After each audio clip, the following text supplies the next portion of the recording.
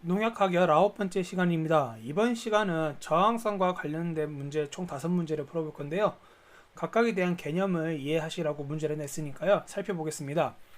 해동 및 대사작용으로 인해서 배설이 촉진되어서 저항성이 감소하는 것.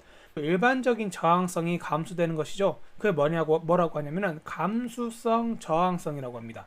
이 감수성 저항성은 일반적 저항성이라고 하고요. 일반적으로 농약을 한 가지 농약만을 사용해서 방제하면 안 되는 이유라고 하겠습니다. 즉, 한 가지 약만 사용하게 되면은 해동 및 대사작용으로 인해서 배설이 촉진되는 그러한 경향성이 있습니다. 그렇게 되면은 그것들이 저항성이 생기기 때문에 결국엔 약이 잘 안 받는 일이 발생하게 되죠. 이러한 것과 관계되어 있는 게 감수성 저항성. 답은 1번이 되겠습니다.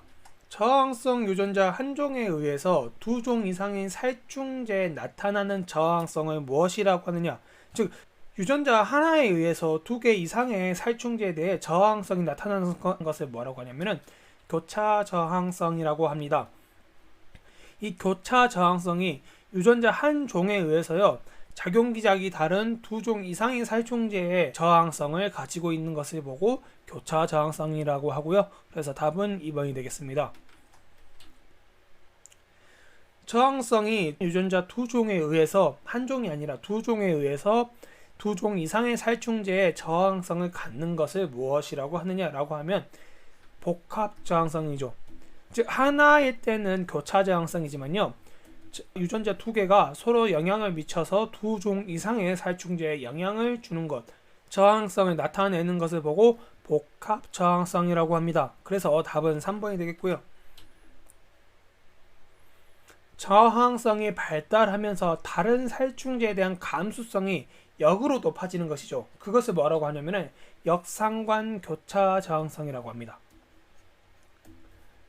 역상관 교차 저항성. 그래서 어떤 약을 쓰면은 그 약에 의해 저항성이 높아지지만은 역으로 다른 약에 대해 감수성이 높아져서 약을 서로 교호 살포해야 되는 아주 중요한 이유가 되겠죠. 그것과 관계된 것이 바로 4번 역상관 교차 저항성이 되겠습니다. 격발 현상이 나타나서 돌발적으로 크게 나타나는 주요 해충은? 하고 물어봤습니다. 우리가 예전에 해충의 4가지, 주요 해충, 돌발 해충, 2차 해충, 비경제 해충이란 문제가 나왔습니다. 그러면은 격발 현상과 관계되어 있는 해충은 무엇일까요? 2차 해충입니다. 2차 해충에 예를 들어 진딧물이 있겠죠. 진딧물 같은 경우는 생태계에서 생각보다 중요한 위치에 있는 해충이거든요. 생태계에서 매우 중요한 위치를 하고 그것을 잡아먹는 해충이 있을 테고요. 그것에 의해서 도움을 서로 주고받는 해충도 있을 것이고, 진딧물에 의해서 유지가 되는 진딧별 같은 해충도 있을 것이고요. 2차 해충의 대표적인 예가 진딧물이라고 할 수 있는데, 격발 현상 같은 경우가 무슨 말이냐면은 약을 뿌려서 익충까지 죽어버리는 상황이 나타납니다. 해충을 죽이기 위해서 약을 뿌렸는데 그 약으로 인해서 익충까지 죽는 현상, 거기에 대한 반발작용, 즉 격발 현상으로 진딧물 같은 2차 해충이 증가하는 현상을 보고 격발 현상이라고 합니다.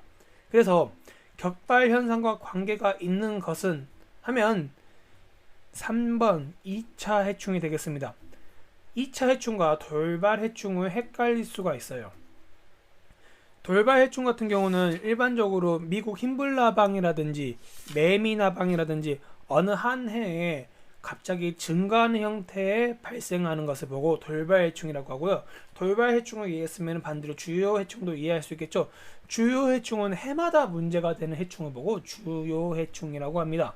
즉, 주요 해충과 돌발 해충, 2차 해충, 여기에 대한 관계된 개념이 서로 명확하게 알고 계셔야 풀 수 있는 문제라고 할 수 있겠습니다. 그래서 답은 3번이 되겠습니다.